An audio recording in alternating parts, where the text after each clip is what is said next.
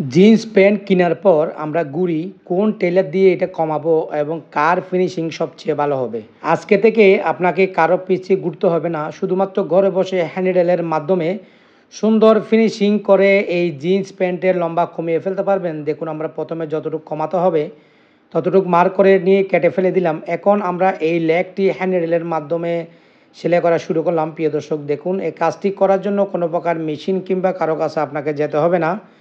কোনো প্রকার ঝামেলা ছাড়া শুধুমাত্র হ্যান্ডেলের মাধ্যমে ঘরে বসে আমরা চাইলে এই কাজটি করতে পারি। দেখুন, আমরা বটম থেকে একটু দূরে সেলাই দিচ্ছি যাতে আমাদের অরিজিনাল সেলাইটি দেখা যায়। দেখুন, আমাদের সেলাই করা শেষ। এখন আমরা নেলটা নিচে নিয়ে গিয়ে একটা গিট দিয়ে নিলাম। গিট দিয়ে নেওয়ার পর এখানে বাড়তি অংশ যেটা আমরা কেটেছি ওখান থেকে যেন আসবা সুতা যেন বের না হয়, সেজন্য আমরা হ্যান্ডেলের মাধ্যমে ওভারলকের মতো করে দিচ্ছি।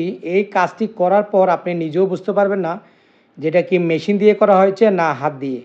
দেখুন, আমরা এখানে নিডেল ঢুকিয়ে দুটো সুতার মাঝখানে নিডেল বার করলেই আমাদের ওভারলকের মতো হয়ে যাচ্ছে। দেখুন কত সুন্দর এই কাজটি হচ্ছে। দেখুন, আপনারাও একবার চাইলে এই কাজটি ট্রাই করে দেখতে পারেন, তাহলে নিজেও বুঝতে পারবেন কাজটা করা কত সুন্দর।